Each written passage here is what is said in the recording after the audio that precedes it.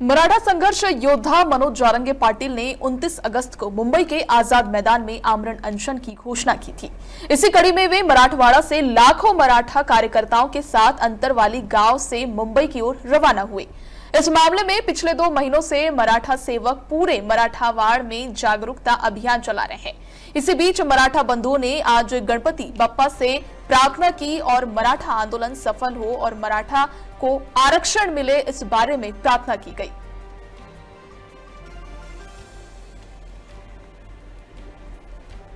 आज आमच्या इथे गजानन महाराज गणपती उत्सव, गजानन महाराजांचा गणपती उत्सव हा मोठा सण आपण साजरा करत आहोत। तर माझं सर्व कुटुंब, माझं सर्व परिवार, माझी पाहुणे, माझी मित्र कंपनी सर्वजण इथे आलेले आहेत।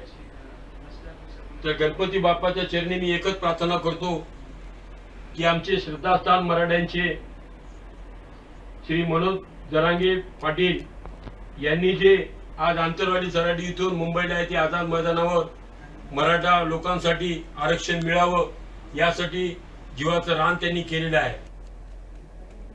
मराठा आंदोलन सफल हो और मराठों को आरक्षण मिले, इसलिए मुंबई चलाए गए हैं, बता दें। और संवाददाता धनंजय सोलंकी हमारे साथ जुड़ चुके हैं। धनंजय, मनोज जारंगे पाटिल द्वारा 29 अगस्त को घोषित आमरण अनशन मराठा आरक्षण आंदोलन की दिशा पर क्या असर पड़ सकता है और क्या ये सरकार को कोई ठोस निर्णय लिया जाएगा? मर्सी, अगर देखा जाए तो अभी महाराष्ट्र और मराठवाड़ा की जो स्थिति है, पहले तो पिछले 8 या 10 दिन से जो यहाँ पर मूसलाधार बारिश हुई है, इसकी वजह से यहाँ पर का किसान जो है पूरा खस्तेहाल हो चुका है। तकरीबन मराठवाड़ा में 18 लाख हेक्टेयर से ज्यादा जो फसल है वो बर्बाद हो चुकी है। और इसके बाद अभी बाप्पा का आगमन हुआ है और इसके चलते अभी मराठाओं ने भी आरक्षण को लेकर सियासत यहाँ पे देखी पाई जाती है, क्योंकि मराठा आरक्षण मिलना चाहिए इस मांग को लेकर पिछले कई सालों से आंदोलन हो रहा था, जिसके चलते मराठा आरक्षण योद्धा जो है, मराठा संघर्ष योद्धा मनोज जरांगे पाटिल ने 29 अगस्त को मुंबई के आजाद मैदान में आमरण अनशन की घोषणा की थी। और उसके अनुसार महाराष्ट्र के सभी समुदाय के सदस्यों ने कल 27 अगस्त को अंतरवाली सराटी, जालना जिले के अंतरवाली सराटी में सब मराठा जो है वो एक साथ जुट गए। और इसी बीच आज सुबह 10 बजे जरांगे पाटिल मराठवाड़ा के लाखों भाइयों के साथ अंतरवाली गांव से मुंबई की और रवाना हो चुके हैं। लाखों जो मराठा आंदोलक है उनके साथ में है। और ये मराठा अनशन की बात और मराठा आंदोलन जो आजाद मैदान पर हो रहा है, इस आंदोलन को लेकर जो सियासत यहाँ पर गरमाई पाई जा रही थी, उसमें ये कि जो मराठा संघर्ष योद्धा मनोज जरांगे जो है, उनका जो आंदोलन की उनको वहां पर मिलने वाली जो परवानगी थी आजाद मैदान पर, वो पहले उनको खारघर, मुंबई स्थित खारघर में आंदोलन करने की, अनशन करने की जो परमिशन है वो गवर्नमेंट पुलिस ने दी थी। उसका ये कारण था कि वहां पर मुंबई की स्थिति अगर देखी जाए तो पहले तो यहाँ पर गणपति बाप्पा का आगमन हुआ है। दूसरी बात ये, यहाँ पर हो रही जो मूसलाधार बारिश है, वहां इसकी वजह से वहां की जो रास्ते हैं या स्थिति है पहले से ही जलमग्न हो चुकी है। और उसके तौर पर अगर मराठे आजाद मैदान पर बैठते हैं तो वहां पर मुंबई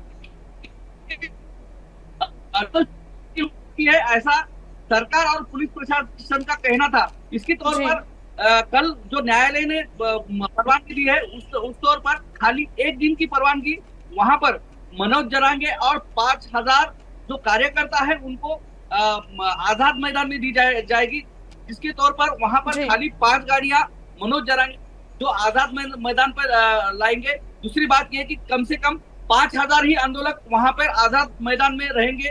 दूसरी बात, उनके साथ हाथ में लाठी, काठी, डंडा और शस्त्र ये नहीं रहेंगे। बैनर की जो साइज है तकरीबन 2 से 6 फीट ही रहेगी।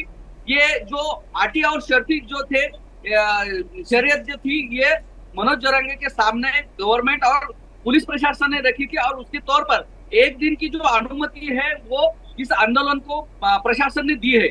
मर्सी जी, धनंजय, लाखों मराठा कार्यकर्ताओं का मराठवाड़ा से मुंबई की ओर कूच करना न केवल सामाजिक एकजुटता का प्रतीक है बल्कि प्रशासन के लिए भी एक बड़ी चुनौती बन जाती है। ऐसे में कानून व्यवस्था को बनाए रखने के लिए रणनीतियों की कितनी आवश्यकता लग रही है? सामाजिक एकजुटता का तो यहाँ पर बहुत बड़ी मिसाल है, क्योंकि इससे पहले भी मराठों ने यहाँ पर महाराष्ट्र में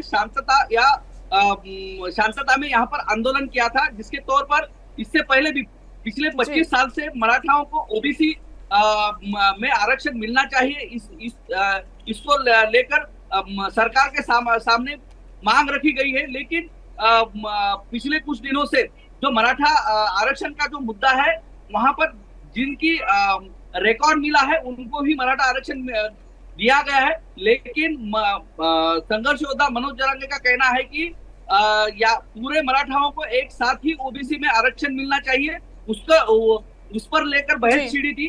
और ये पूरा मराठा संगठन जो है, वो मराठा संगठन एक साथ आया है और अभी आजाद मैदान पर अनशन करने के लिए कूच करके निकल पड़ा है। जी धनंजय, आपने बताया मराठा सेवकों द्वारा पिछले 2 महीनों में चलाया गया जन जागृति अभियान किस हद तक आम जनता और ग्रामीण तबके को इस आंदोलन से जोड़ने में सफल रहा है? ग्रामीण क्षेत्र में अगर देखा जाए, ग्राम स्तर पर मराठा सेवकों ने आरक्षण के बारे में और आरक्षण क्यों मिलना चाहिए इस बारे में जो जन जागृति की है, जहां पर जो छोटे छोटे तहसील और जिला लेवल पर वहां पर मराठा समुदाय के अलग अलग जो गुट है उनको साथ में लेकर आरक्षण क्यों मिलना चाहिए इस विषय पर वहां पर जन जागृति की गई। और ये पूरा माहौल जो है पिछले 2 महीने से ये होने वाले आरक्षण के लिए मराठा समुदाय एक साथ आता हुआ यहाँ पे दिखाई दिया है। और मराठवाड़ा से तकरीबन लाखों जो मराठा आंदोलक है यहाँ से कूच करते हुए मनोज जरांगे जो संघर्ष योद्धा है उनके साथ चलते मुंबई की ओर चल पड़े। जी बहुत बहुत धन्यवाद धनंजय, हमसे जुड़ने के लिए और जानकारी साझा करने के लिए। बता दें, मराठा आरक्षण की मांग ने एक बार फिर पूरे महाराष्ट्र को आंदोलित कर दिया है। मनोज जरांगे पाटिल के नेतृत्व में यह आंदोलन अब निर्णायक मोड़ पर पहुंच चुका है। लाखों मराठा कार्यकर्ताओं का मुंबई कूच न सिर्फ एक इस आंदोलन की गंभीरता को दर्शाता है बल्कि सरकार के लिए भी एक बड़ा संदेश है। अब देखने वाली बात यह होगी कि 29 अगस्त को शुरू होने वाला आमरण अनशन क्या वास्तव में सरकार को क्या कोई ठोस कदम उठाने पर मजबूर करता है। फिलहाल के लिए इतना ही। आप देखते रहिए एमके न्यूज। नमस्कार।